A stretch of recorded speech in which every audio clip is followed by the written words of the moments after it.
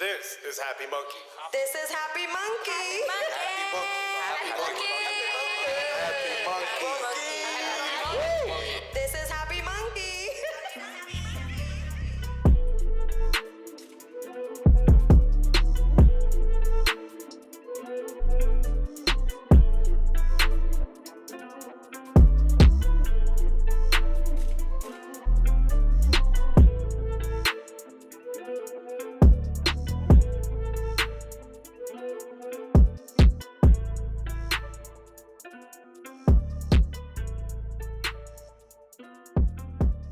Hello, no one is available to take your call. Please leave a message after the tone. What's good, Happy Monkeys fan? It's Tiffany here. Been quarantined for who knows how long. Haven't been smoking, but I've been eating them gummy bears straight from Happy Monkey. What's it called? I hope everyone's good and safe, and I love you all. Positivity.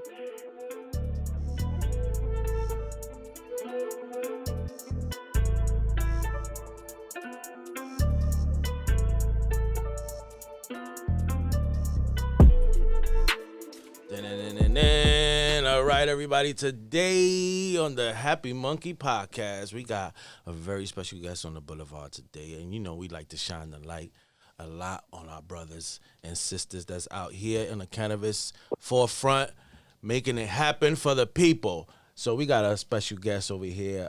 Vladimir, you want to hit him with the details? Yes, I do, man. I'm so honored to have this special guest on. This man right here is a Renaissance man. Yes, he He's is. not only a motivational speaker, MC, serial entrepreneur, host of Candid Boss Talk, the Suave Cast, Elevated Life, also the main quarterback over there for Canna Gather LA that holds it down. Our brother from another mother. Yes. So, Rico, formerly known as Rico Tarver, now Rico Lamitte. Is that correct?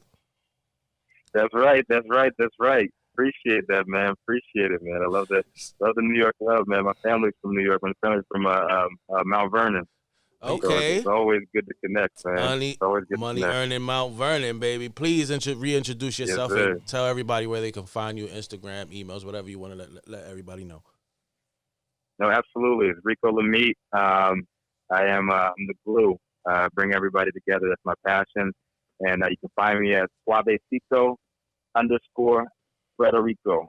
Okay. I like Yes, that. sir. Spanish Yes, flavor sir. in there, baby. Yes. I like that.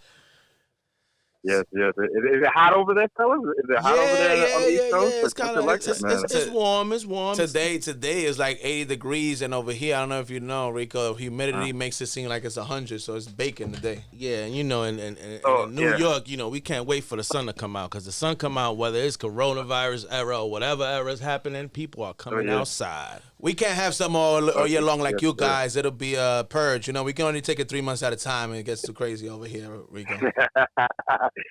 No, I only been out here 8 years, man. I'm East Coast born and raised. Where? Chicago. Born in VA, man. Born outside of DC. My mother married my stepfather.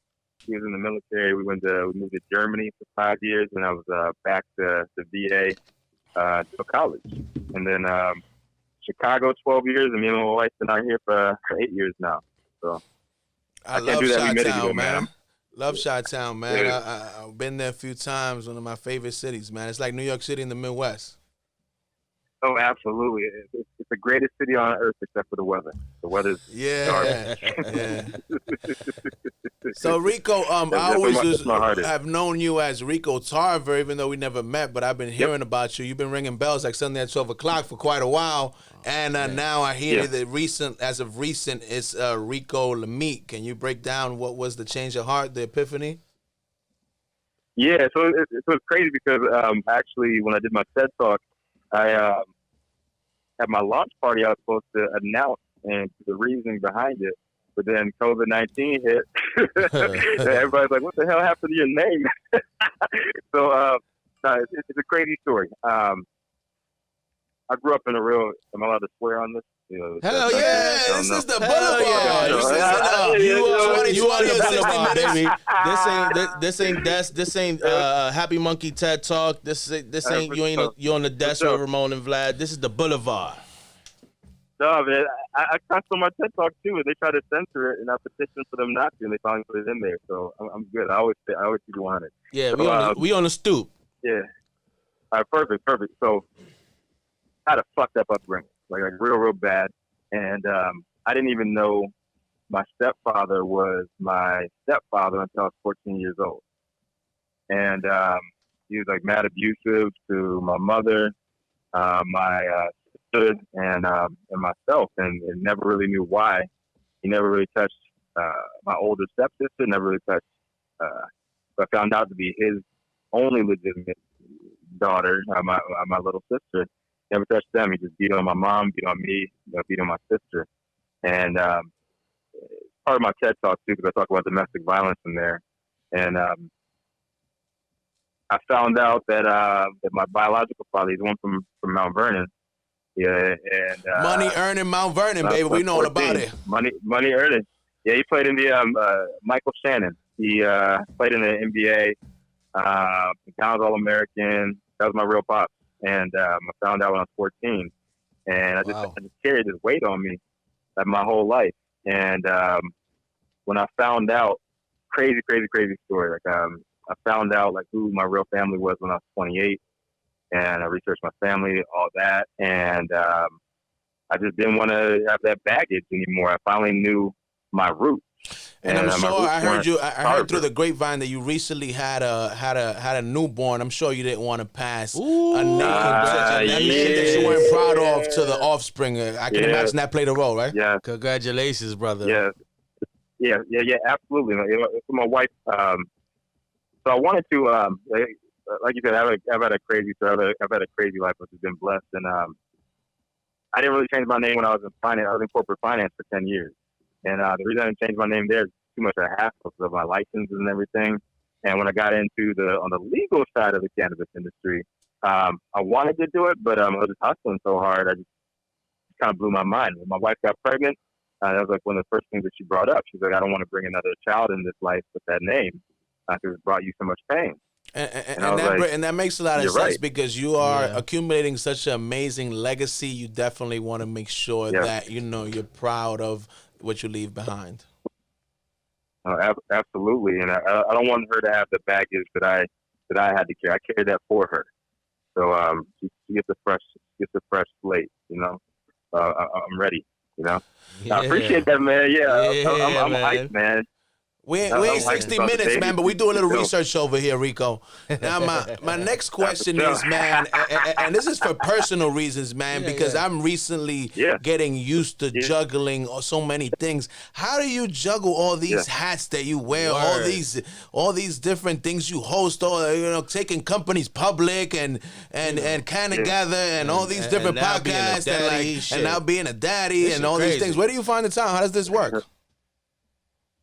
I've always had problems sleeping, and after 10 years in corporate finance, I felt like I wasted 10 years of my life. Wow. So whenever I'm up now, I'm always trying to build something. I'm always trying to create something. I'm always trying to connect somebody, network, do whatever I can to move this world forward. I just feel like I don't know, man. I feel like I learned a lot during those 10 years of my life about myself. I learned who I wasn't.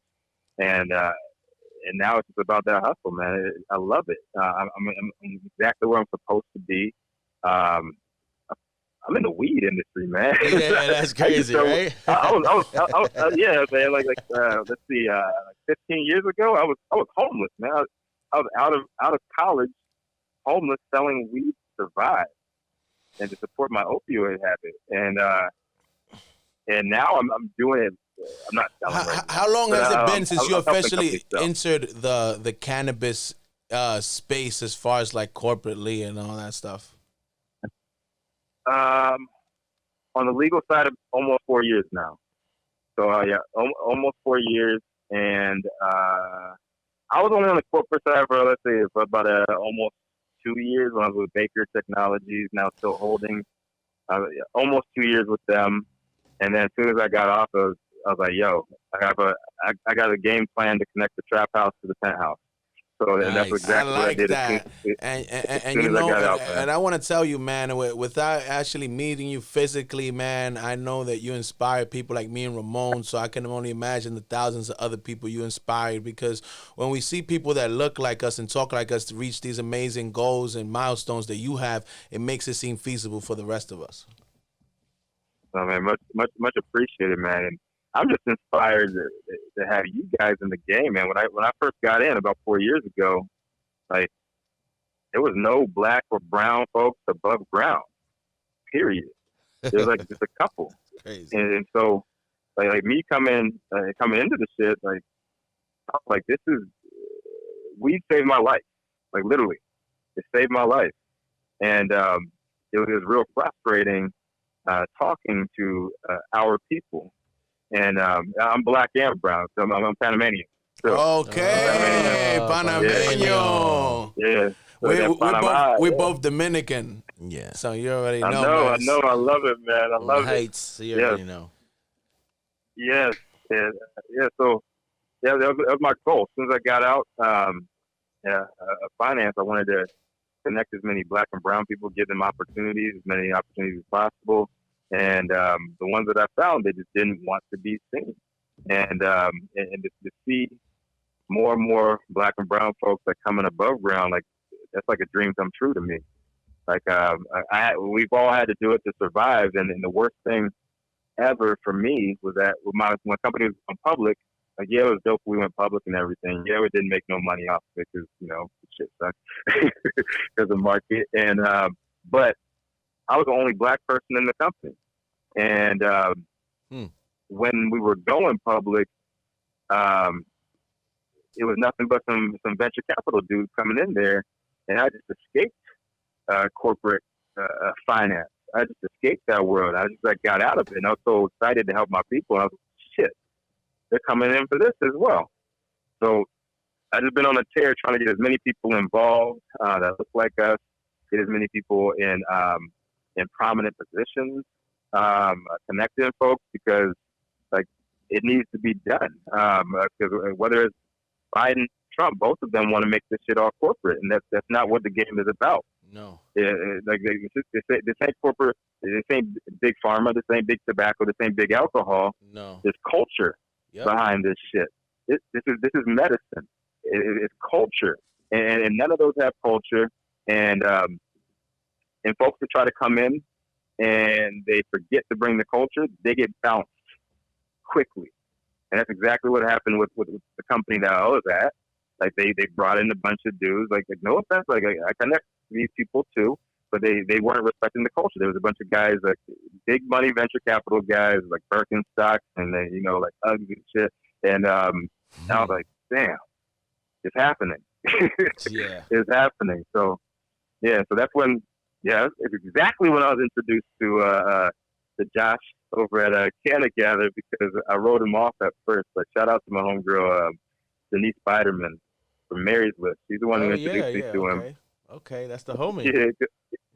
Yeah, she's super. She come to all my underground parties and shit. And she's like, you gotta meet my friend Josh. She's like, he tried to come into California, do his events and everything. And I was like, okay, what happened? And she's like, well, we tried twice, it didn't really work out. So where's he from again? And she's like, he's from New York. I said, that's why. He doesn't understand. and I stopped myself real quick, because when I first got in, I hated the fucking California weed snobs. And I was like, yo, I'm turning into one of them. So I backed up a little bit. I took a phone call with them. I let them know if I'm ever in New York, I'm going to hit them up. And I was actually throwing an underground party at Soho House in Meatpacking District. Okay, yeah, we rock with Soho House. Yeah, definitely. Okay. Oh yeah, like I came out there and rocking with Supreme Organics and like helping them out, throwing an event, and I got to see Canada Gather, and I loved the format, hated the content, and hated the look of it. It was just like all corporate, and I told them straight up, I said, it's not going to work in LA, because I always joke and say California is we're in our terrible twos in the cannabis industry. New York is still kicking in the womb. Mm-hmm.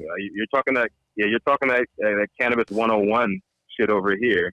It doesn't fly. Nobody's gonna pay $25 to go to an event where we can get the same thing at a meetup on a Tuesday afternoon for free from anybody. Like the content is not gonna work over here. So yeah, I flipped it on his head and I made it my own. He didn't like the idea at first, but it became successful.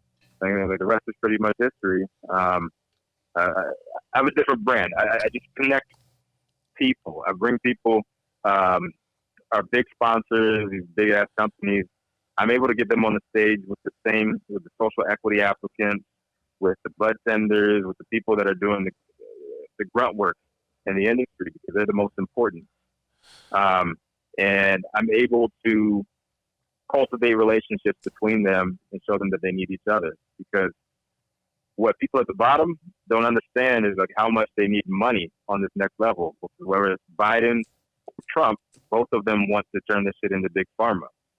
So you need money in order for your companies to move forward. And what people at the top don't understand is the culture is what drives the industry. And what do they need to go forward? And we have to call them out if they don't have it. They need culture. They need that PR. So I was able to like connect those people from the bottom to the top and let them know, like, I believe in social equity. I believe in the movement. I believe in the philosophy behind it, but it doesn't jive with capitalism. And that's why it's not working in California, period. And I caught a lot of heat for saying that shit like 2 years ago.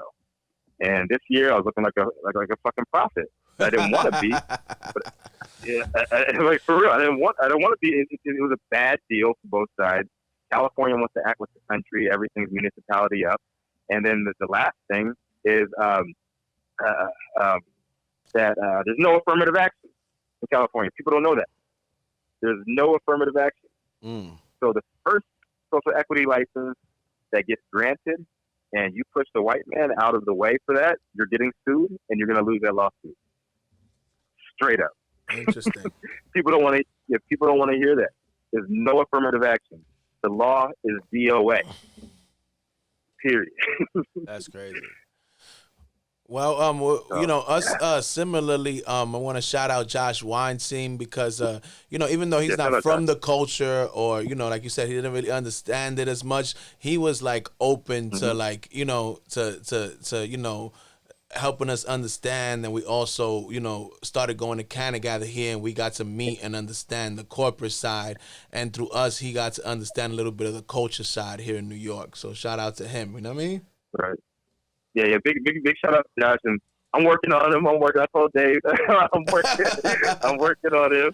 I try to get him out there. I talked to Mary Pryor. I talked to Dave. I'm trying to get Josh like more integrated with the culture side.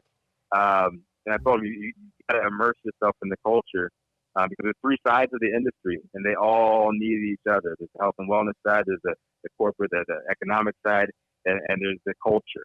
The Absolutely. Culture drives the other two, like period. I mean, we can't survive without one another. It's just not going to work. Exactly. We're going to have another version of cigarettes. That's basically what we do here, Happy Monkey. So Happy Monkey, no matter what way we bring you our content, our energy, our lifestyle, it's basically building the bridge between corporate and culture, no matter how we, you know, express ourselves. Yes, I love it. That's told. Yeah, so my man Dave Hernandez, what's up, David? No, you're there somewhere. And yeah, he in the background. He throwing up peace signs. Yes. Yeah. When I first talked to him on the phone, and when I took this, my wife was pregnant. She's a couple months pregnant. People didn't know that yet. That's when I took the position of like head of growth for Canada. Like I took the man from Josh. I was like, Josh, let me connect with all the market leaders. Let me try to connect with them because he's not like. How is it a good way to put it? He's not the best with like interpersonal communication, like when it comes to like empathy and stuff like that. It's just like he didn't live that, he didn't grow up like that, and that's okay. And he's trying to turn that page. He's trying to learn, and I love that, and I respect it about him.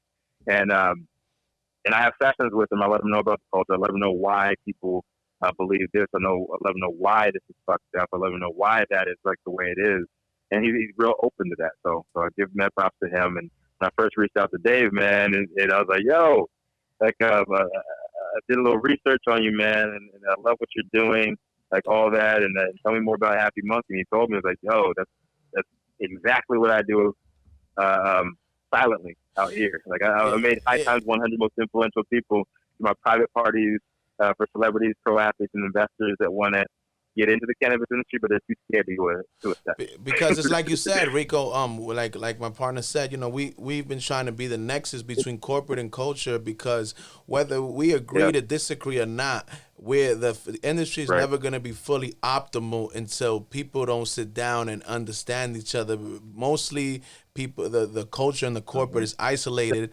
They don't understand each other. They don't even, give a chance to understand each other, and they're both necessary for there to be an optimal industry. So we, through us, we have big corporate people here. We have big culture people here.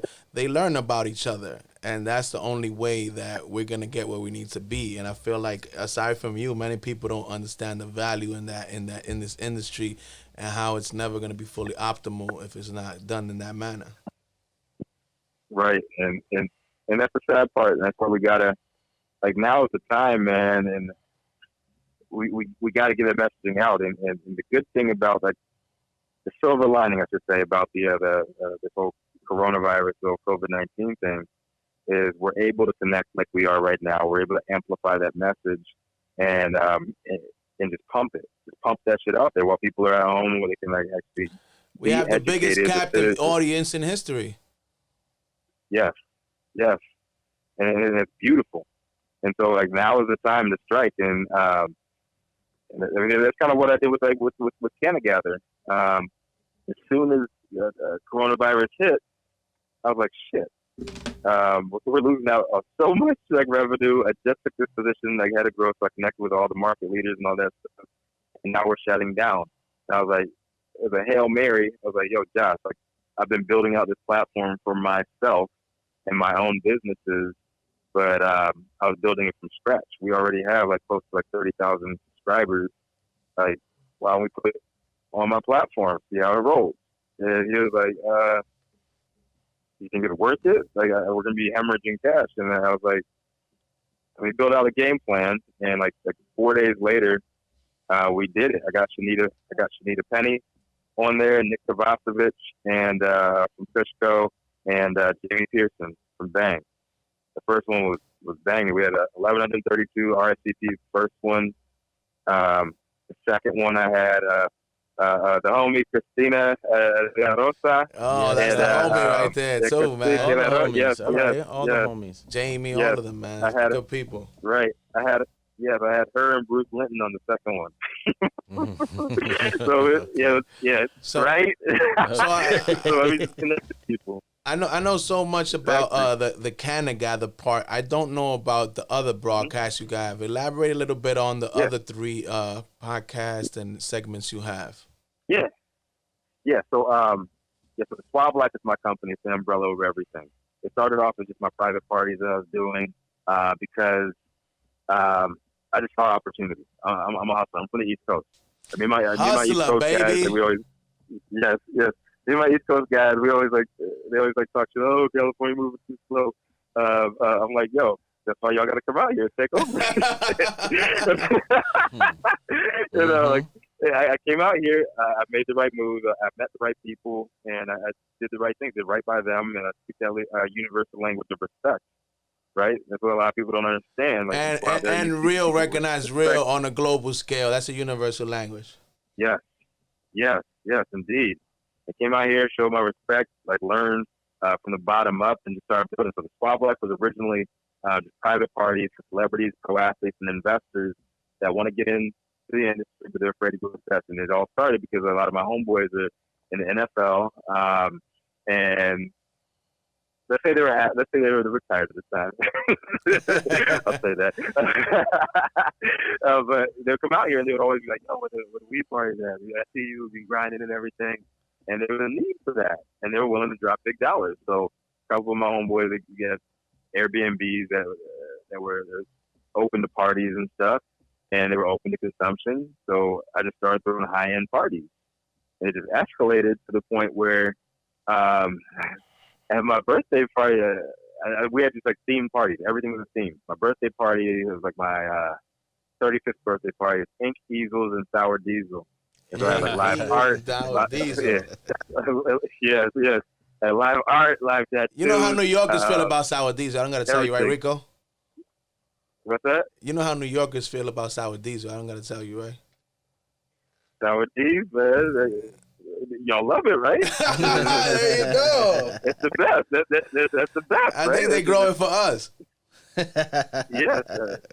Yes. Yeah, it's an OG, man. It's an OG strain. That's what it is, man. Like, I just started throwing like big ass parties, and I was doing it all through data, and I brought it like a different aspect to the game that nobody was doing because I was with Baker Technologies, and it was a way for me to. My private parties were a way for me to like show off my product, and like a lot of these people wouldn't take meetings from me and everything. I just invited them to my parties that celebrities at. So now I had dispensary owners at my parties. I had a bunch of brands that were sponsoring my parties, and as a way for me to show off my technology, because everybody came to my party, they checked in. I didn't care about your name. I don't care about your email. I don't care about none of that. Your phone number and your interest. I let people know like, we got lots of giveaways. We got like Puffco Peaks in here. We got like frogs. We got all kinds of shit that we're giving away. Okay. All I want is yours. I want to know what is going to make this party better next time. So they put their phone number in. I let them know they can opt out as soon as they want. But I still had like less than a 4% opt out rate. Put their phone number, interest. That's it. They got text messages immediately. I did raffles the whole time through the party. Everybody had a great time. And then I just built my list. It got crazy. And one party, like Sosa Man came to my party. Like Jamie Foxx showed up to one of my parties. I was like, I don't know how he found out about my parties. And the next thing I know, like me and my homies were going to Jamie Foxx's crib. We're partying at his crib. Puffy came to one of my parties. And then it got weird when all the corporate guys got in there. And I'm doing like a lot of these stuffy white parties. They didn't know that, right? I just had all these venues that were consumption friendly. Had all these brands that fucked with me. Had all these dispensaries that fucked with me. So I was the glue. And that's what was so nuts about Canada Gather, because I wasn't used to being in the limelight at all. I was just like that guy. I was a black dude in the party. It was a white party. That nobody knew who I was. I just be fucked up in the corner. Like, little do you know, you're at my party. And it just made a name for myself doing that, and following up with people, making sure that I show love. And it's been a blessing, man. So that's the Suave Life parties, and then it turned into consulting after I left Baker. And I helped a couple companies get into California, too. CBD Sundays on ice right now, obviously, but meditation, yoga, massage. I heard you were up to 3 states with the CBD Sundays. How did you expand that so far? Yeah, because the hemp bill. Okay. Yeah, the hemp bill passed, and I was able to go and spread the brand across different states. It's like meditation, yoga, massage, upstairs, downstairs, CBD infused brunch, bottomless mimosas. There's all private parties. Made sure I knew the laws in every state. It's pretty much you just can't sell the food that you infuse. So we gave away the food that was infused. A lot of brands would come and they would show up and they sell their hemp products and whatever. It's like a CBD mini spa on Sundays, and I had different affiliates franchising it out. And I can't wait for COVID-19 to close up and get CBD Sundays popping again, because it's a cash cow, bro. It's a fucking cash cow. Like people love CBD, and they think that it's not weed. For some reason, like housewives and shit, like Orange County love that shit. Like Orange County, like these housewives from Orange County, they talk so dirty about weed, and I would slip in a little education every single time. So I would have I would say like scientists, chemists, doctors. They would come out and they would actually give education on this. Like, oh, so this is marijuana. Yeah. Like, yes, it is. Like that shit that you're rubbing, that lotion that you're rubbing on, it makes you feel great and everything. That's weed. And right. And that's what me and my homeboys, like the trap farmers. Shout out to the trap farmers up in Humboldt. We're on this big thing like this year. we want to stop like using the word CBD so much because it's creating a rift and everything. And it's the same plant, period. And and a lot of people that are on the CBD side of the industry, they think that it's all different. Like, no, it's not. Like, They're trying to not. act like It's the we're same rated plant. R and they're PG-13.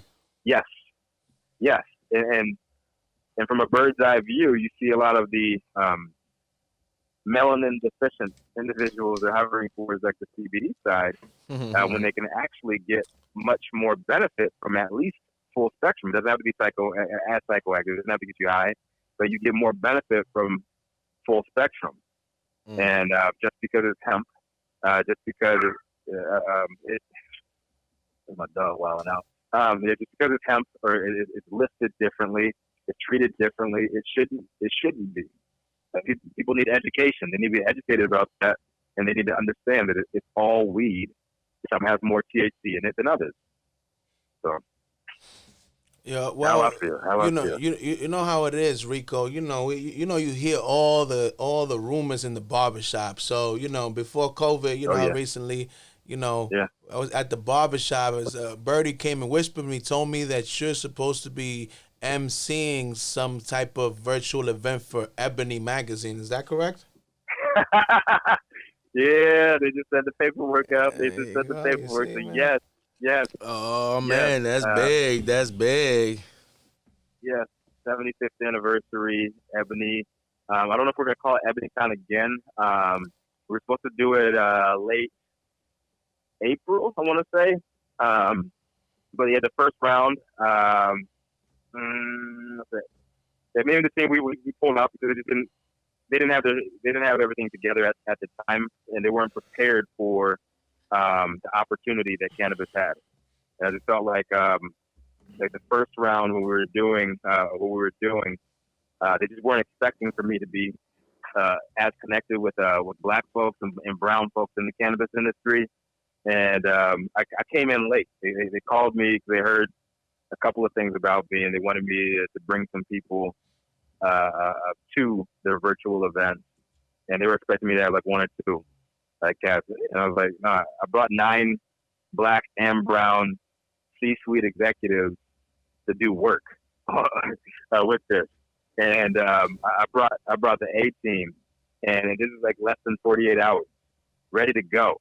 And they weren't ready. They were trying to do this. Like, they were trying to give me like 2 hours and whatever, and they weren't prepared to really promote us. So didn't burn any bridges. I never burned bridges. Never. And it was dope. They hit me back a few weeks ago. They said, "We're ready to go. We're ready to promote you properly. We want to do something on financial Juneteenth." That was actually my idea. It was actually my wife's idea. Juneteenth. Listen to this. It's actually my wife's idea. Yeah, financial Juneteenth. So we can talk about economics. We can talk about cannabis and the opportunity in cannabis for black and brown folks to not right the wrongs from the war on drugs, but really appreciate and the opportunity that's at hand in front of us. Like, I want people to just understand that the way that we've been treated throughout the war on drugs, we know how to brand that. We know how to. And shout out to my man, Freeway Rick. Freeway Rick. Oh, Ross, that's the homie too. He's been on our show too, man. Shout out to Freeway Shout out to Rick, Freeway man. I was Rick. just jumped on his live the other day, man. He's the homie. Yes, ask Rick. We met in Vegas. Who talked to him to get it in the fifth? We had a meeting as soon as we got back from Vegas. So it was 3 years ago now. Almost MJ BizCon, like 2.5 years ago. And I met him out in Vegas, and Dope Magazine wouldn't let him in their party. I shit you not. That's Triple crazy. OG like Dope that, Magazine, huh? Yes, they would not let him in the magazine, and he was on the shit with his books. And I had met him the night before in our suite at the Palm, and that's this organization that I was running at the time. And I was like, "Yo, Rick, it was great to meet you, man." So the reason I know who Freeway Rick was because of All Hip Hop, like the whole website All Hip Hop. I used to be on there for for all like the underground shit. Like I love underground hip hop, and he had this banner ad on there. It said the real Rick Ross. Like, who the fuck is this dude, man? Like that ain't Bow. And I looked into it, Dude's and a then I got legend. game. Like this is Living legend. yes, and and if it wasn't for him, I'd be like the rest of these sheep. You know, like I wouldn't know about Iran Contra, I wouldn't know about Oliver North, I wouldn't know about how the CIA used him and how they pumped crack into Port of Miami, into LA, all that shit. And that's the only way that I do it. So I remember him from a banner ad on allhiphop.com. And when I met him in Vegas, I was like starstruck. I was like, yo, you're Freeway Rick Ross. You know, we just like start chopping up. He's a nice dude.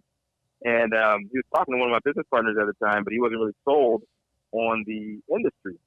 And he called me up and he's like, yo, like, come to my vegan restaurant. So I met him at this vegan restaurant in, where were we at? We were at Crenshaw. And we just chopped it up. And he said, do you really think this is an opportunity?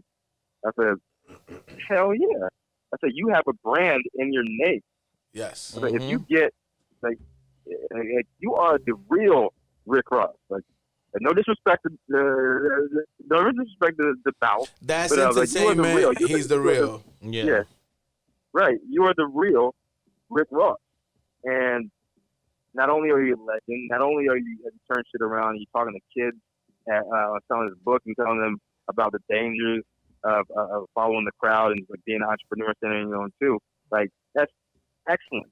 But the thing is, the reason why we're having this conversation right now is because I recognize you from a banner ad. You've done a good job. Like, I don't know if he knew this at the time. He probably did. He's a very, very smart businessman. But I was like, the reason why I know who you are is that banner ad you had on allhiphop.com when I was in high school. And you need to put your face, have a graffiti artist or have a rendering, have some kind of artist, like, put your face, and you could sell your own damn weed. And you know how powerful that would be because you represent the overall war on drugs. People will believe in that brand. Yes. And I was like so hyped up when so I rock with his son. His son is my homie too. So young JF, what up, homie? Yeah, he rocked with me on all my events and everything. And I brought him into the fold. And he came on my podcast on Coffee Pot over at Hayes Studios, Purple Hayes Studios. Shout out to Adam, Carlos, and all them over there. And Purple Haze, you use all the East Coast strains, huh? Yeah. Yes, indeed. The homie Adam from Andrew from he's one of the original High Times guys. He like bought the rights to the Jimi Hendrix catalog. So he had Purple Haze Studio. So like a lot of the cats in the cannabis industry, we all do our live podcast in his studio. So we went over there. And he came up there and he presented to me, man. I got the box, man. I'll send you all a picture of the box. He gave it to me like exactly like I suggested his dad do 2 years ago. I was like, yo, get your face on this. That is your brand, and you can do whatever you want. And that's what he did. He put his face on it. He got a vape line. He got a flower line, all that shit. And I'm like, that's dope shit, man. That's dope shit. I'm so glad that he did that because he represents like the entire war on drugs. Like he's the epitome of it, right? Yes, he was used by the government to poison his own people, and that's what people like. And don't then understand. Like, got arrested for 20 years after where they finished using and abusing him. Yep, and he beat the case, and he got out, and now he's doing dope shit for the community. I'm so happy. So happy for me. He hit me up. I gotta hit him up as like one of his old partners, man. I'm rocking with one of his old partners, so I gotta bring the crew. Shout out to the whole Freeway crew, Freeway Shitty Slim, Echo, like all those guys, man. Echo's the homie too, man. Good dude. So other than Freeway, man, who else inspire you in this whole industry to like do what you've been doing now? I always gotta give a shout out to my man Virgil Grant. I always gotta give a shout out to my man Virgil Grant. So Virgil Grant was Dr. Dre's weed man, and so Virgil Grant back in 2010 he got arrested with 10 other dispensary owners, legal dispensary owners. At the same time, he was the only one that was black. He's the only one that did time. He did 6 years, one for every dispensary that he owned. From behind bars, he helped write Measure M. That was the actual law that made cannabis legal in California. So when I got into the industry, I was like a sales all-star. Everything that I did, I've been selling shit since I was like 12, 13.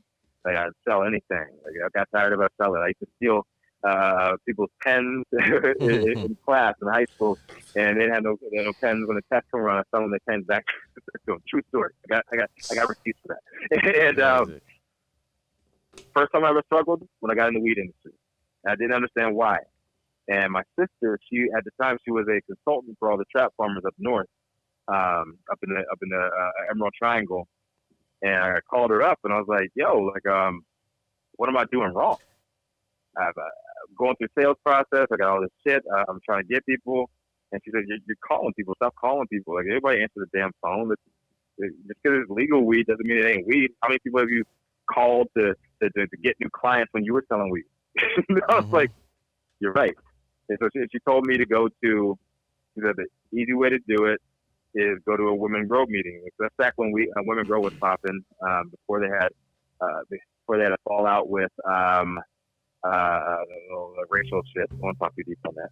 But I went to a Women Grow meeting, and I met some of the most influential people in my entire cannabis career, and that's what popped off. And the most influential was Virgil Grant. So Virgil, I heard his story when he was speaking, and I went and talked to him, and I was like, "Yo, like, incredible story, man." And he signed like that. He was on cover. It ruffled a lot of feathers in LA because he said, I am Mr. Cannabis in LA.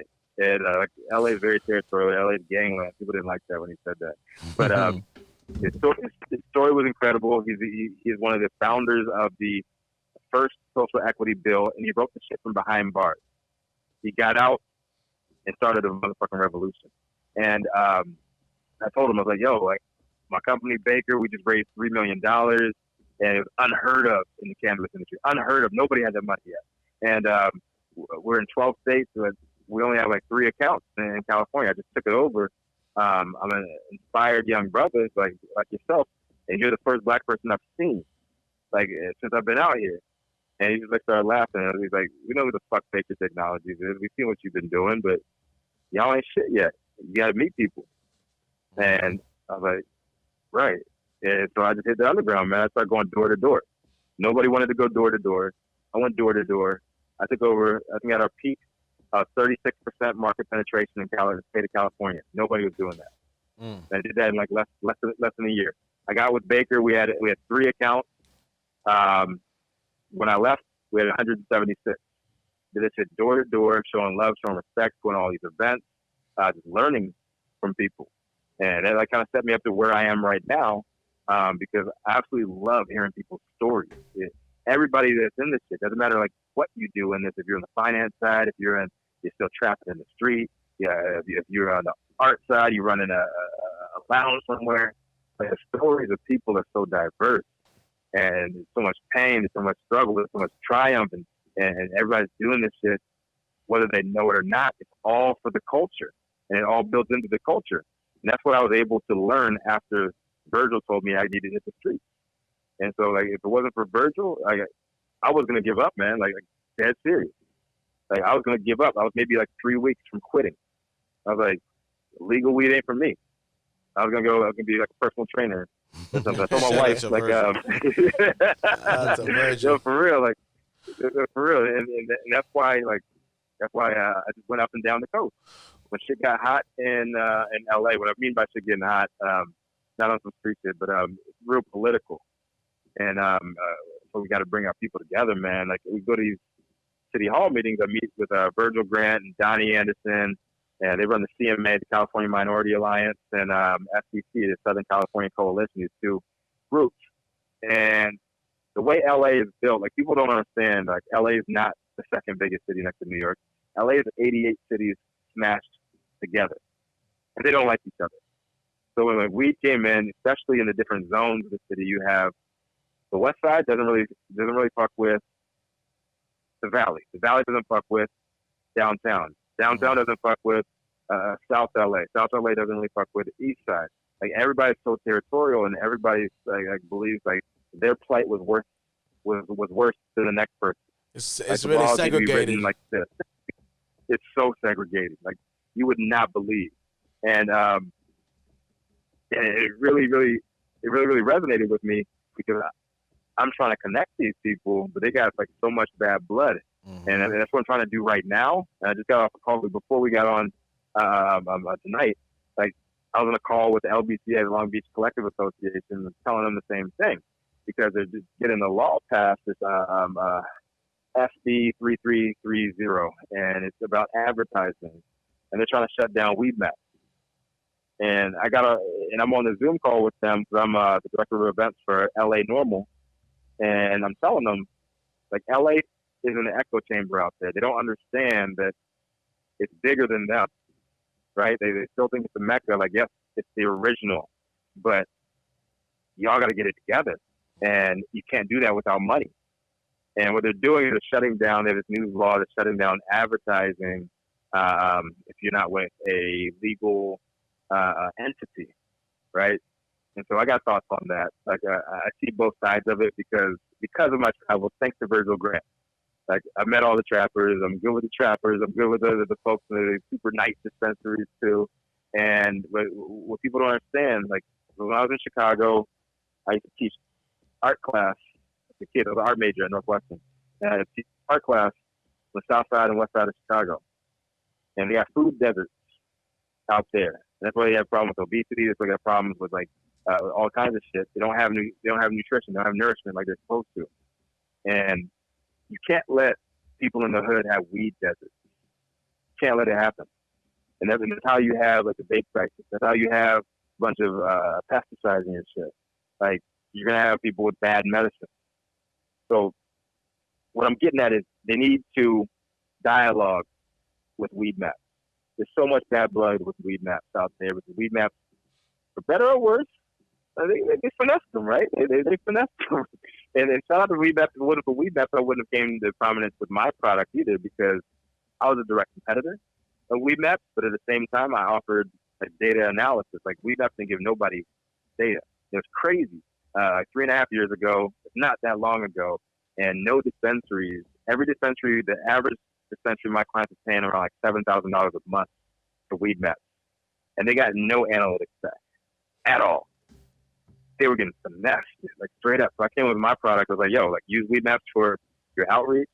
Use me for customer retention. I'll give you all these data analytics. You can plug it into your POS. You know what's going on. It's like, oh, this and that. And they're like, oh, okay, cool. And if it wasn't for weed maps not doing that, I wouldn't have done my thing. So like, shout out to weed maps. But the thing is, like right now, they're trying to shut weed maps down effectively. And I'm telling them they need to talk to weed maps. Weed maps got that long breath. And when legalization comes, you're no longer Long Beach going against LA. You're no longer East LA going against the Valley. Like this is corporate. This is federal. You're all going to get wiped out by big pharma. So you need to like cling on to weed maps. The weed maps is about culture. Like straight up. It's no longer, you're not going against the trappers anymore. You're going against the feds, right? You were going against the GW Pharma. You're going against these big corporate companies with a long breath that you don't have. And everything that you work for is going to be gone. But you know who can help you? Weed maps. You made that investment to them when you were paying 10 G's a month already. Like rock with them, and they're going to be able to help us lobby on a federal level. So that's what I'm all about. Shout out to Virgil Grant. He laid the foundation for me, man. I always show love to him. Get him on everything that I do. Shout out to Freeway Rick. Who's some other big cats? Like shout out to my man Mario Sherbinsky's big pop out over there. Shout out to Tommy Chong. My guy right there. It was just his birthday. We know from Wee Max from Wee Maps because they got an office here, and me and Ramon went and chopped it up with them. Steven Jung, the COO, he's a cool dude. Like you said, he was trying to get in touch with the culture over here, and we was trying to get a lay of the land, and he kind of hollered at us to, build, start building a relationship. And like you said, he seemed like, he was trying to understand how the culture works, which is what people don't understand. You got to respect, because a lot of the other corporate people don't even care or want to understand how it works at all. Right. And that's how it should be. And so we talk about like wokeness and shit like that, man. I was speaking at this at a panel at UCLA, the Cannabis Club, about being black in the cannabis industry. Like me and a couple of other movers and shakers. Andrea Drummond, she's like the chef over at OG Cafe, the first the cannabis cafe in LA. My man Brian Mitchell is the OG cultivator. A couple other people on there, and this white kid, man, he had the dopest question ever, and he said, hey, "Look, I'm a white guy. I'm trying to make my way. I think it's a great opportunity in the cannabis industry." I thought it was so dope to see a college talking to college kids, right? Like here I'm in the weed industry telling college kids it's gonna be a great future for you in weed, right? And I thought it was crazy. And the white kid, he's like, how can I consider myself woke, but how can I make sure that I'm respecting the culture, I'm respecting the people who were down in the war on drugs and all that? And I said, you know what? Just like that, asking questions. That's how you don't offend people. You go out and ask questions. Let them know, like, I don't understand this. You show me how to understand this. That's the best thing you could do. And that's awesome. Like, people who do that shit, man, you don't try to go out there and act like you know everything. I didn't do that because I didn't know shit. I went out there and I asked Virgil Grant, the notorious husband. He was Dr. Dre's weed man. Like no joke.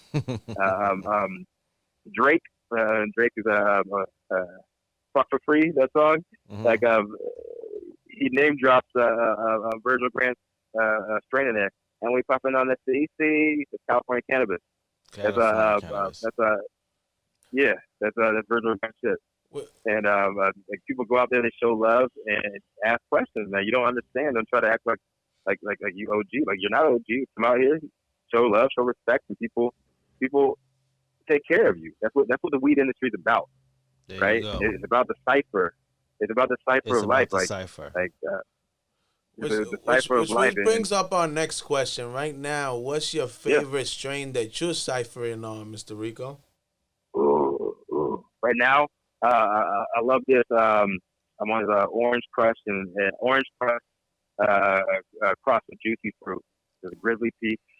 Shout out my man Matt Miles over there. Like in a roundabout way, if it wasn't for Matt Miles found at Grizzly Peak, I wouldn't be in the league. I wouldn't be in the game either, because my best friend Josh, he was one of the founders of Honey Vape. He's the one who got me in, and he took me like on a reverse training day when I first got in because he's white, right? He took me. When shit wasn't popping the way that Baker wanted me to sell. He was like, I was waiting for you to call.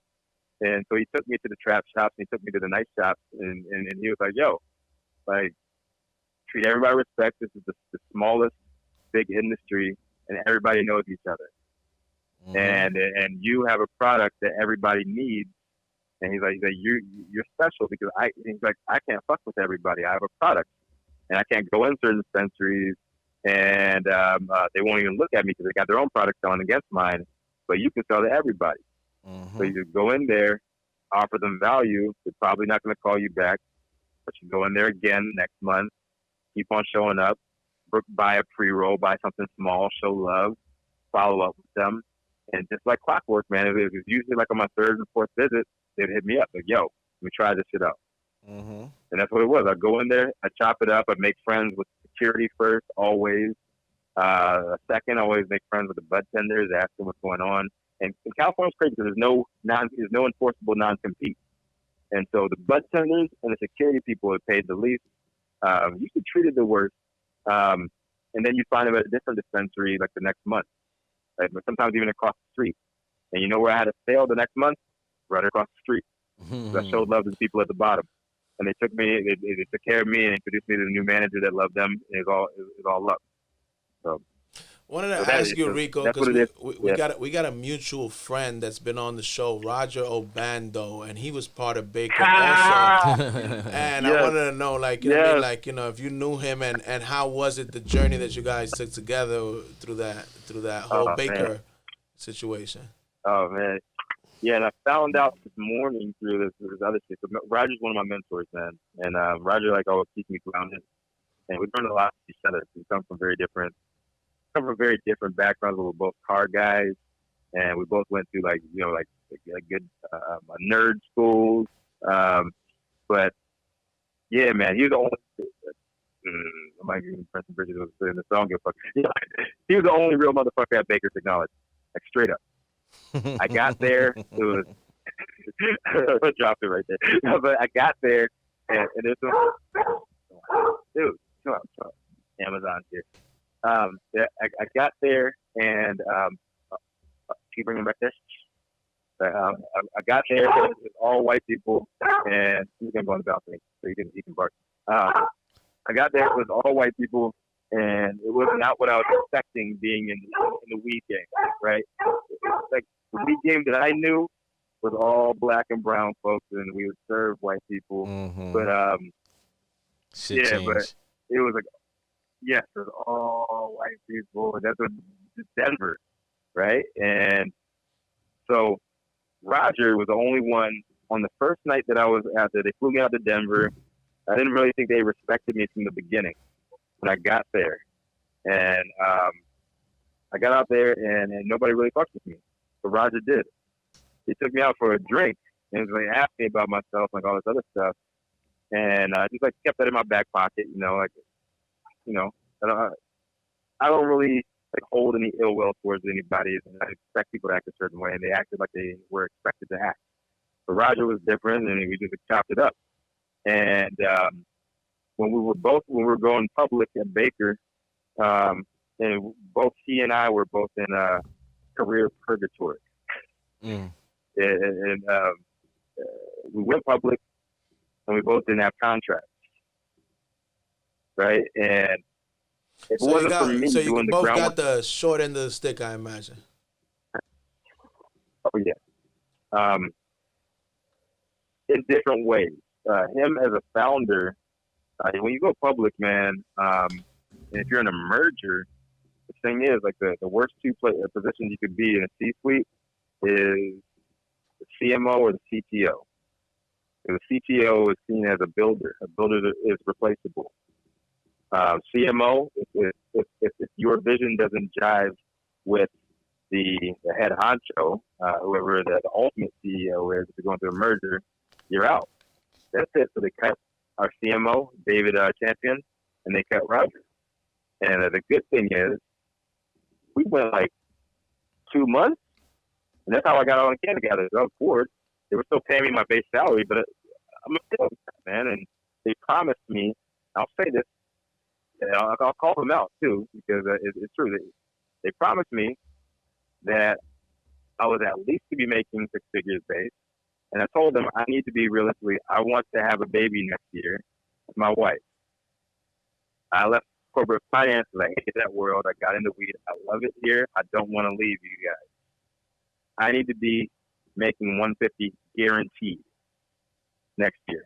If it wasn't for me taking over California, you would have not have gone public, period. They made me that promise, so I stuck around.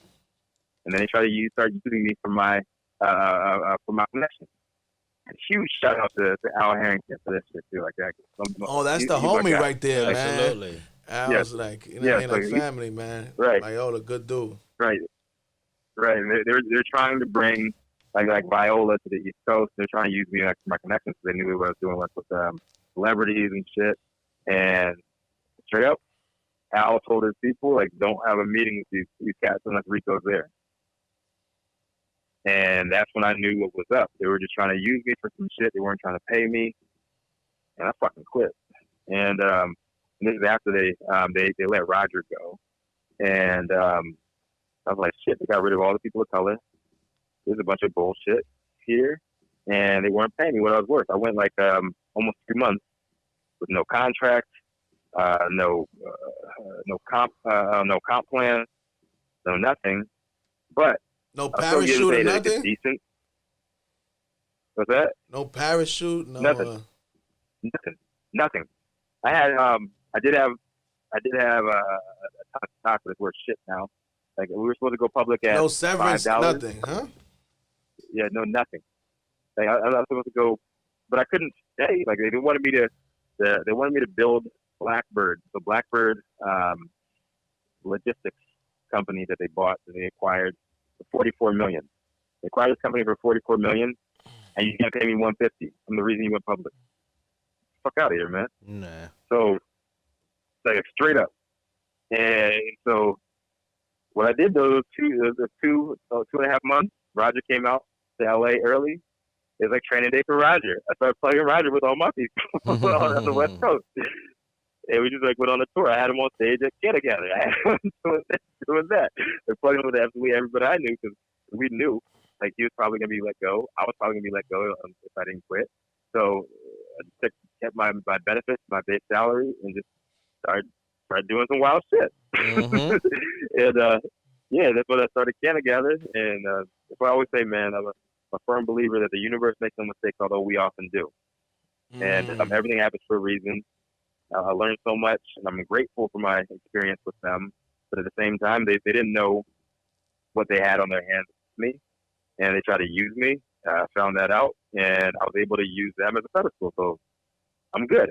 There you go. I'm good, and everything happened like it's supposed to. I hope the stock comes back someday because I have a lot of shares, and we were supposed to IPO at $5. We IPO'd at $3.20, and my strike price is $5.25. Stock is currently, let me see, today's price is probably like at 26 or some shit like that, 26 cents. Like it's crazy, man. They probably won't make any money off of that. It's okay. I'm at peace with it because at the same time, I've built so many relationships. Like so many relationships, it's gold. Like I'm gold. Like everywhere I go, it's all love. Like people look out for me.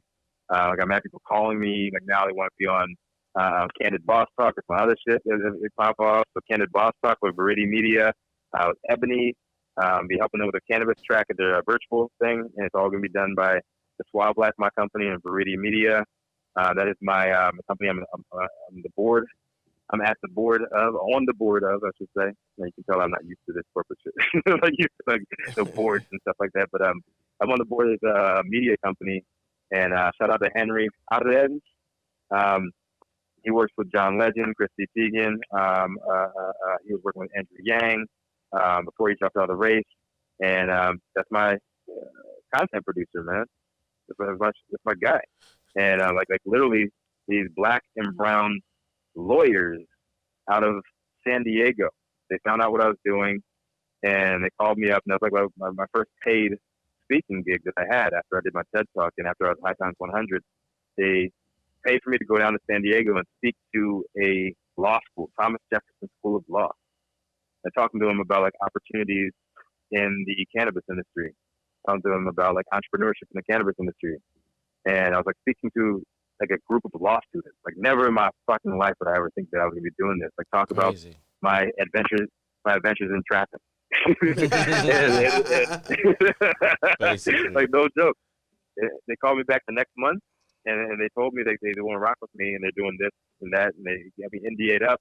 We talked about like their game plan, and the first leg of that is Viridian Media, Candid Boss Talk. That's my video podcast. I would love for you brothers to be on there too. It'll be an honor, man. But yes. I think I sent you the link if I did not send it to you. Like the first two and the first three were popping. Obviously, the rest of them were doing virtual, so it is what it is. Like zooming it up. But before that, we got the dopest production team. When we started the face-to-face, we even do social distance podcasting too if we need to. But yeah, I got 6 teams. We're taking care of everything over at Ebony. I got a couple of surprises now that Ebony signed the contract. We're all official. I got a couple of surprises to drop this week of who we're bringing on. Some folks that you know very well, they're from New York. It's gonna be sick, man. I just love connecting people. It's at the heart of everything that I do. I got into this industry, got out of corporate finance, got a tumor in my neck. My father died of My father died of non-Hodgkin's lymphoma. My grandmother, pancreatic. My uncle just died last month, stomach cancer. And cancer runs on both sides of my family. When I found out I had a tumor, I thought I had 48 hours. I thought I was going to die. It just happened in my family. Waiting for the biopsy was the worst 48 hours of my life, and it was benign. I don't know why. Actually, I do. I smoke weed. I'm the only one in my family that smokes weed. And since then, and that's what made me quit finance. Like no joke. I didn't have no game plan, no nothing. I met my homie Josh when I was out partying, and I just knew he owned a weed company. And he tried to get me to quit corporate finance a couple of times, and I was about to quit. I did quit twice, but being a black man in corporate finance, and I always joke about that, man. The best job security you can have in the corporate world for a black man is in finance, because there's only one of us in every office. They can't fire you. There you go. You got the Wall Street tip only on the Wall boulevard, Street ladies and tip. gentlemen. Yes. So I just quit. I told my wife, I was like, I'm going to be in the weed industry, or I'm going to be a personal trainer. Weed works out, so I'm still here. That's it. Rico, so now we got to get into the culture part a little bit, man. We know that you're from the finance, Please. but we got to touch Yeah. base on the culture, man. We want to know, Indeed. we ask all our guests, how was your first encounter with cannabis? Walk us through that. your first time and you let got us high? know how that love story started. Yes, man. 12 years old. Never forget. 12 years old. People don't understand. Like, I'm from Virginia, in the country, Virginia. I was from the city. I was born outside of D.C., but we came back from Germany. I was in the country, Fluvanna County, Virginia. How country is it?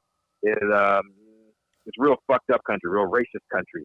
And that Unite the Right shit, the girl got killed down in Charlottesville. Mm-hmm. The dude that started the whole thing, the dude that organized that, I went to high school with him. He's 1 year young. He's 1 year younger than me. Crazy. People don't understand like how fucked up it is. So I'm out there. I got my OGs right, and a little crew back then, just like with the OGs, and I was like a chain smoker, like a cigarette smoker, at 12 years old. And the first time I smoked was with my homeboy Rico Lamitte. Shout out Chris. I think he's locked out right now. It's unfortunately, you're in the drug game or you go to war. Mm-hmm. That's it. Where I'm from. Shout out to Chris. So, right, shout out my homie Chris. Yeah, out of a Gatorade bottle, a homemade bong.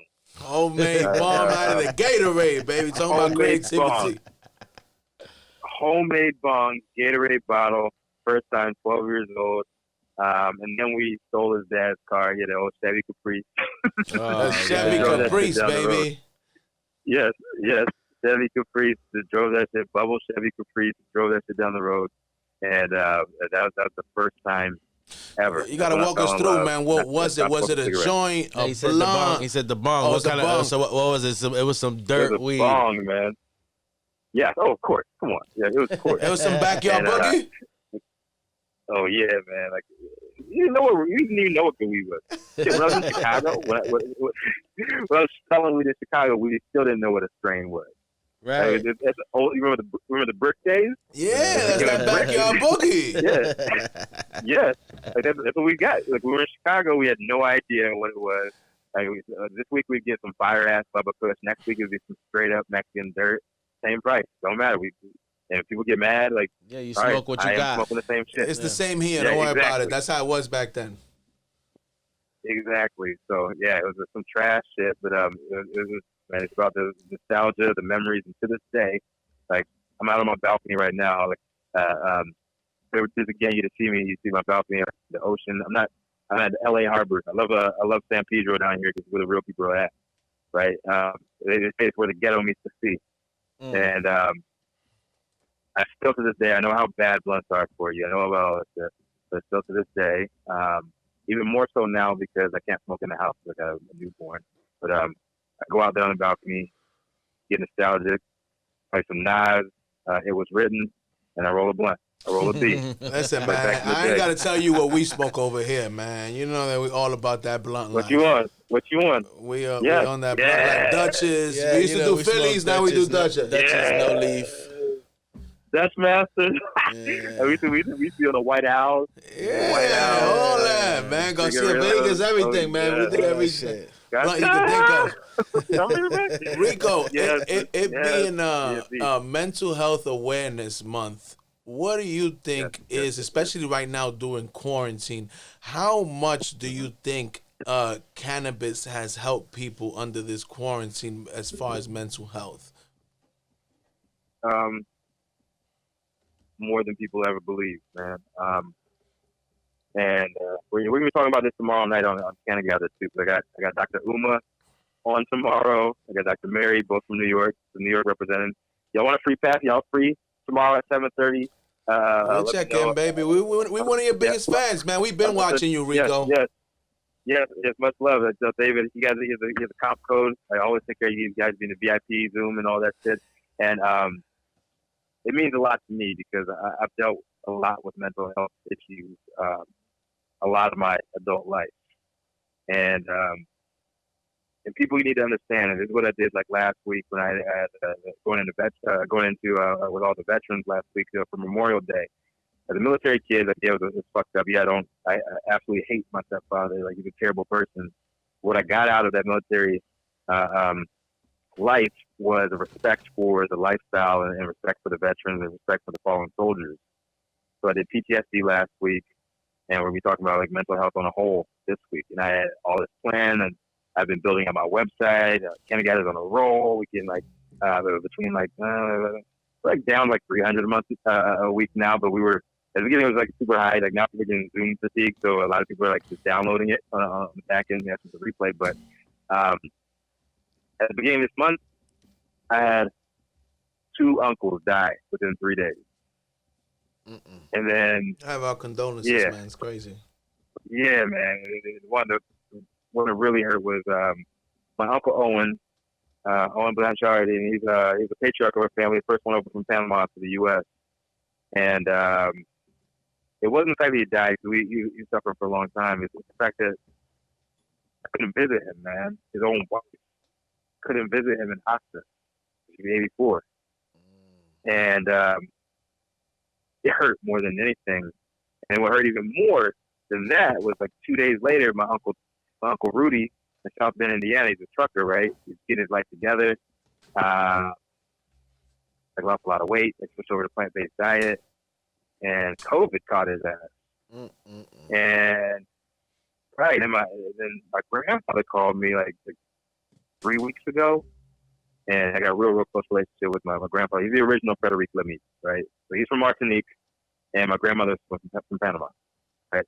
And he hits me up, and he's like, "Hey, my prostate came back."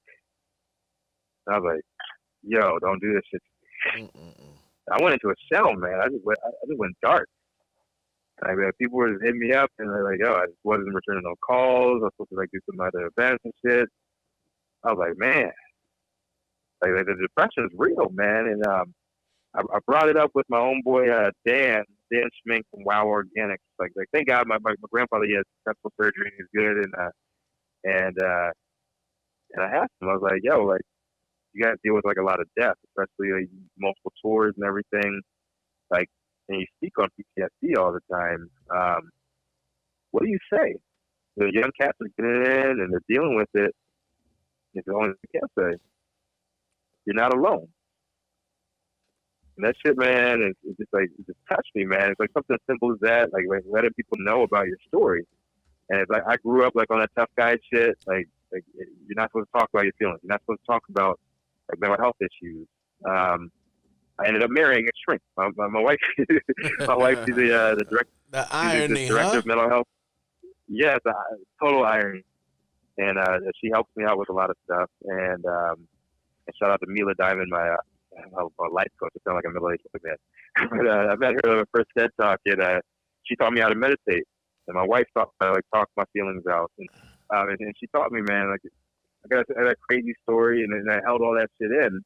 And it's just all about, you know, if your story touches one person and it stops them from doing some stupid shit, then you lived a great life, man. You did what you were supposed to do. And so the first time I got out and told people about like my background, they're like, what? And then like minutes later, they tell their story. Someone tells their story. Like, you know how healing that is, especially for our communities. Like, we're taught to be tough guys, like all left and right, and in certain times it's good, especially times like this, man. Like, everybody's hurting from this shit, man. And like I said at the beginning, it's not so much about right now. Right now, it's crazy. It's the domino effect afterwards, man. Like, this is Trump's CDC. So people don't understand. It's a Donald Trump CDC, and what that means is they're suppressing information. And it took 3 independent research groups to show that out of the close to 100,000 people that had died, over 20,000 of them were black. We got to understand that we are the essential workers, right? These white people can go off and they can play and they can play on the beaches. That's fitness. Go to their vacation homes till it dies out. Exactly, and that's fine. Like, you are not, you can't control where you were born. You can't control if people give you, like, you can't control institutional racism if you don't understand that it exists, right? Like, straight up. And so what people need to understand is, like, this is hurting black and brown folks. We are the essential workers. Straight up, cannabis industry. We're essential workers. We're more at risk than everybody else for this shit. When the second wave comes, it's going to be crazy. So people need to realize that, and that's why I'm going heavy on the PTSD. Like, yeah, I went dark for like 2.5 weeks. But yeah, like, I deal with depression. I let people know that shit. It's real. And I'm human, right? I have CTE from football. That's another story. I'm human.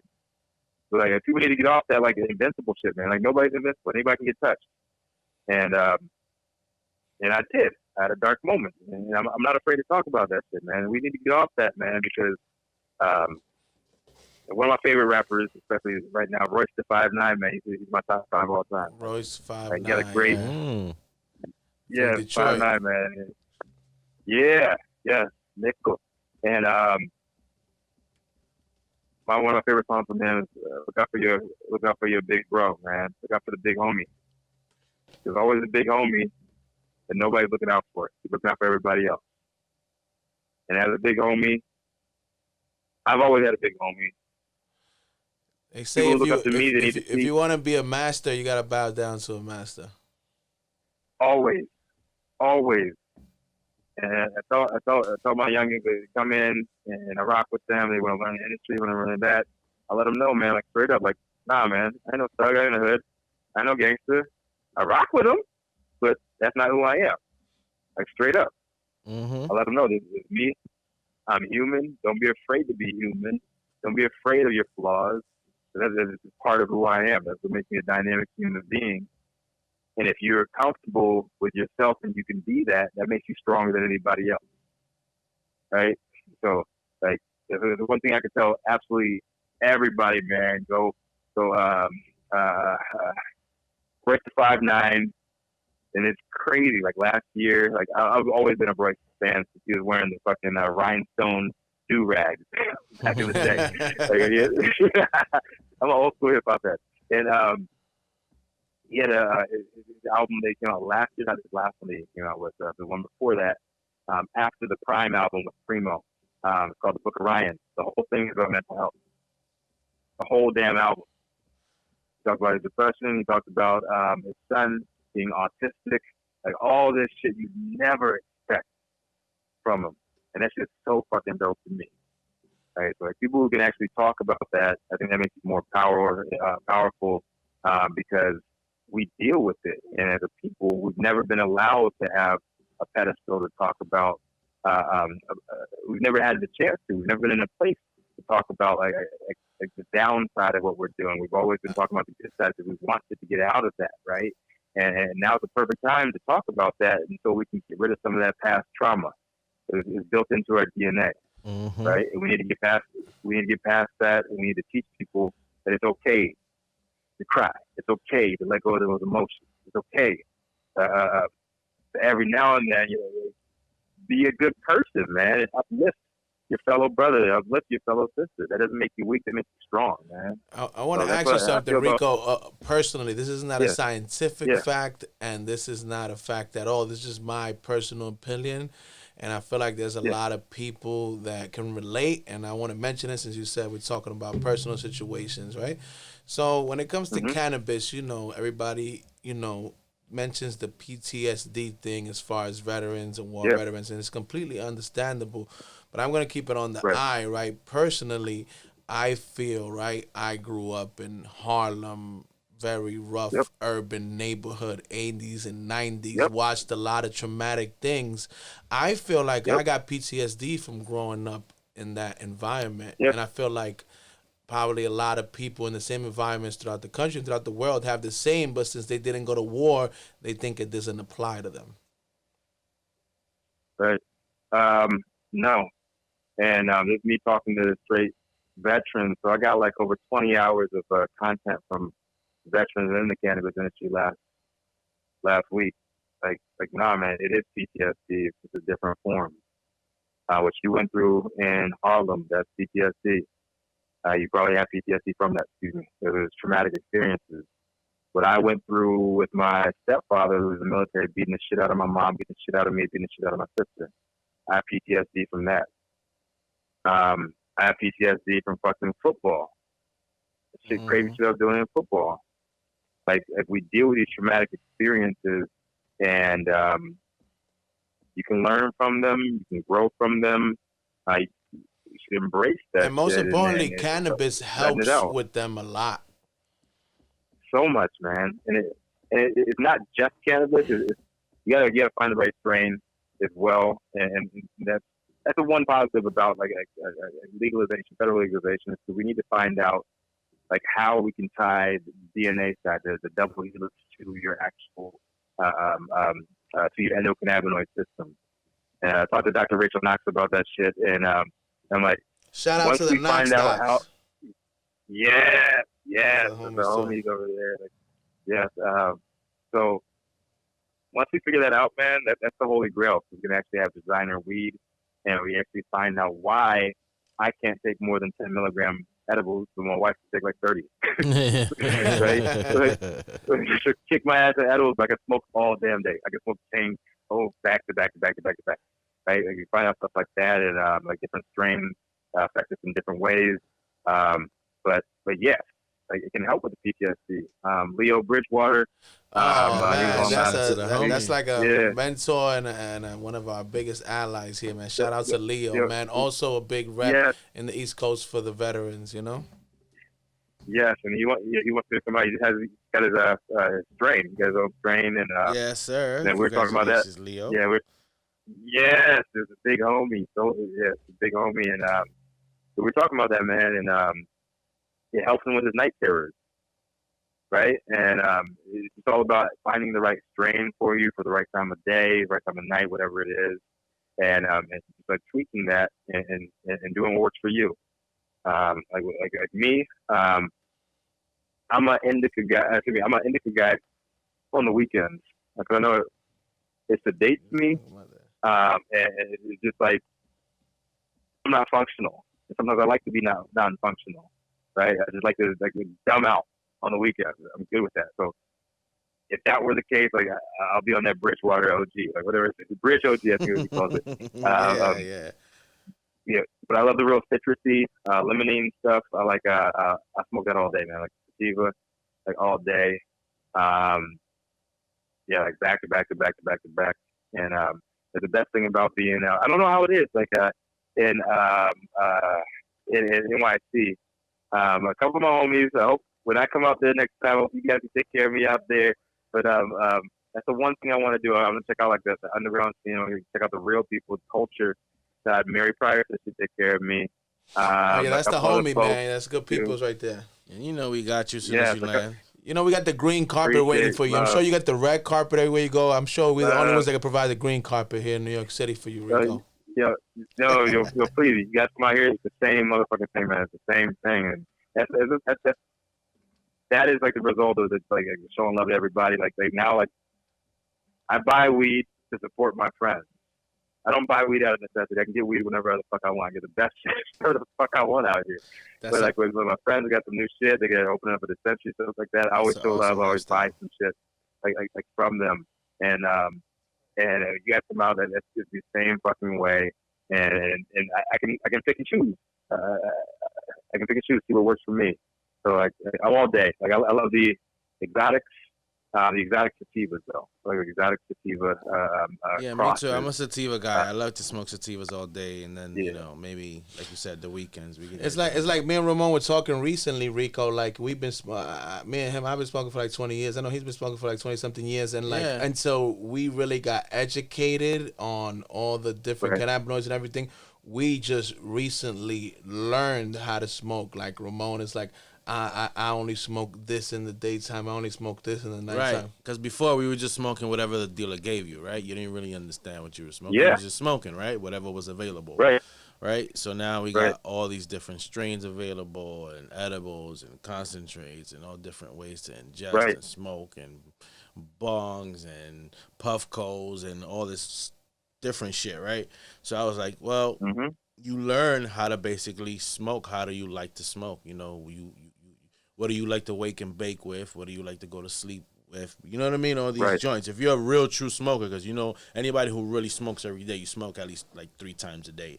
You know, specifically the wake and bake and the nighty night blunt. You know what I mean? Yeah, 100%. And one of my superpowers is I'm ADHD, right? Tell people that like all day. It's kind of generic, but it works. Blue Dream, old school, Blue Dream. Blue Dream. That's a Blue classic. fucking Dream, hmm Alien Labs, Blue Dream, classic. Take a couple puffs while walking the dog, and I focus. Straight up. I focus. As generic as that shit is, as old school as it is, yes, But it Blue works. Dream in the morning, 2 puffs. That's my dosage. 2 puffs in the morning. Have a J rolled up, like right now, like I go walk my dog, take my N95 off, take a puff of that shit twice, walk the you dog go. around the block, come back in, I get to work 6 a.m. every single fucking morning. Rico, every like that. guest that ever came on here, you know, it's gonna be a little tricky with you because you never actually, you know, came here, but you know, I'm sure that you know you've heard and you've watched and you did a little bit of research. Yeah, We have a asked lot of every mutual I did my guest. homework. friends. Every guest, we asked them the $1 million question. That is, if you had to describe Happy Monkey in one word, the brand, the movement, whatever you know about it, and what would it be and why? One word? Yeah, one word.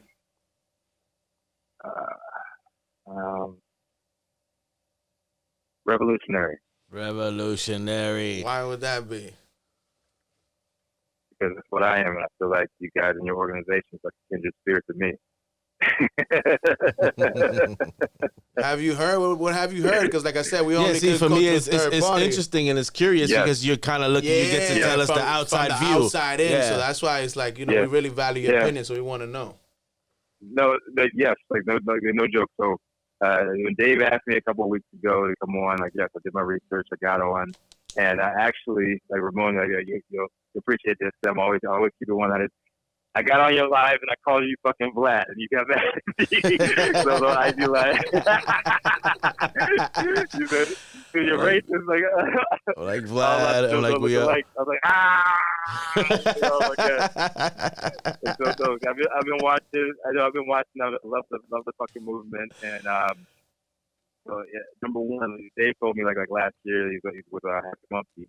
I checked it out first. It was like okay, it's kind of fucking dope. And seeing you guys like progress, and then Christine De La Rosa was fucking with you guys. I was like, okay, I'm gonna start like listening now. And then Dave asked me to come on. I was like, cool. So I got on YouTube, started watching this shit. So you guys rock with the same people and all that. And it's like dope, fucking revolutionary, man. What you guys are doing is fucking revolutionary.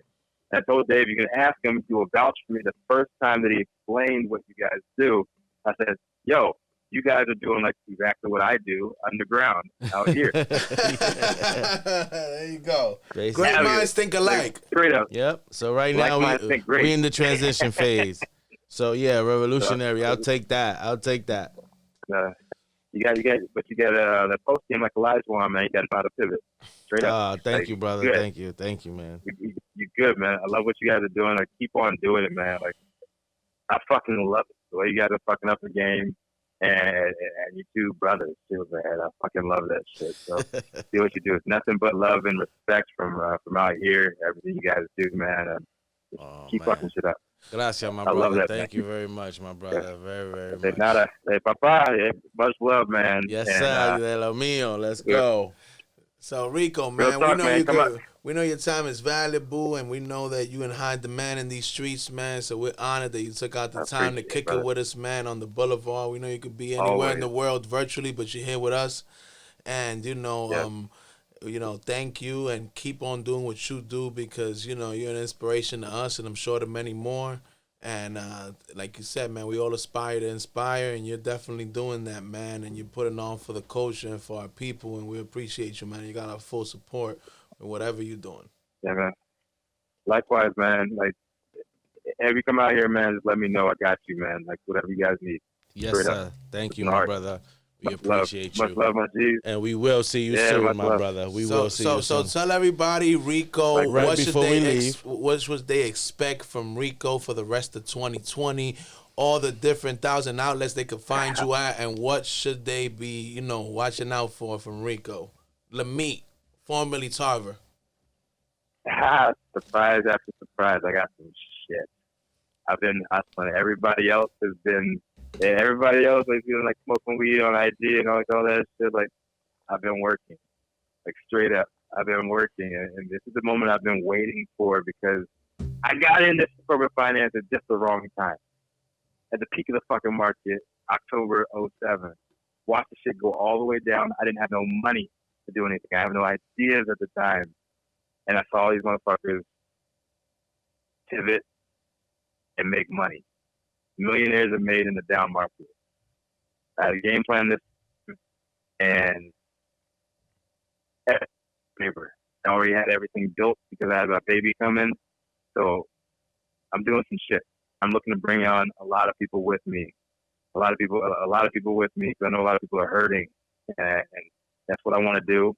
Bring folks out. Some dope ass people that people just don't know about in this industry, and I finally have a platform to do that, to put people on and talk with Ebony. Father's Day. So you guys got kids, please. I'm doing a dope ass project for fathers. Yeah, we're both fathers. Cannabis Yes, we are. industry. Bro, like, I'm gonna send you some shit. All right? I'm gonna send y'all some shit. Like 1 minute of content from you guys. 1 minute. Just send me like a 1 minute video. That's what I'm doing for Father's Day. 30 minutes, 30 fathers in the cannabis industry. The best thing that ever happened. Like, I was scared, yo. I was scared going into this baby with our baby 7 weeks ago. Doctor told us that we might not even have a hospital bed. Crazy. That's crazy. That's fucking crazy. My whole family's on the East Coast. My whole family's in VA and in New York and in Florida. They can't fly across to come help us out. My wife's own mother, she was an hour and a half away. She can't come help us out. We might not have a hospital beds. We dropped some cash, little cash I did have, because I lost a lot of money on events, like leading into this fucking shit. And we go to a birthing center. Go to the birthing center, baby's sunny side up. We can't even stay there. Emergency room. We had to go to the emergency room. Give birth. It's the most beautiful thing ever. And all I got was love from all my homies. Some of the hardest motherfuckers in the industry. Those gangster ass niggas in the industry. Hit me up. Wish me the best. Offer me a bunch of advice. It's my first kid. I didn't know what the fuck I was doing. and what Nobody does. They don't come right? with manuals, Rico. Yeah, nobody. No, does. at all. But I was just sitting there, my mom out here, my mother-in-law out here, but we didn't have none of that.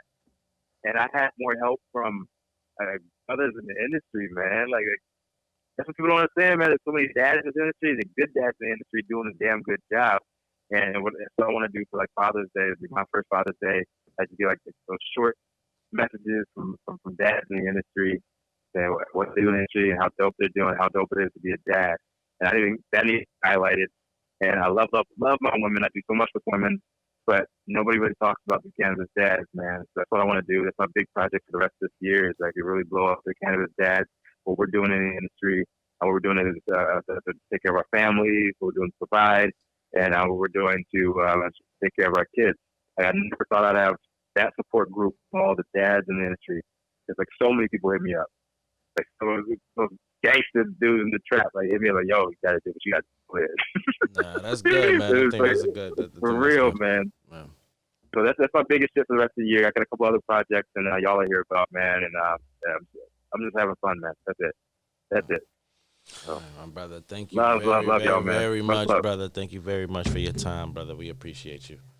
Likewise. So you already Need know, anything, hit Rico. me up, man. We'll be in touch. Yes. To everybody out there in Yes. Happy Monkey world, man, we're dealing with some tough times, but always remember, ladies and gentlemen, you're too blessed to be stressed. Things will get greater later. For now, Vlad and Ramon checking out till the next episode.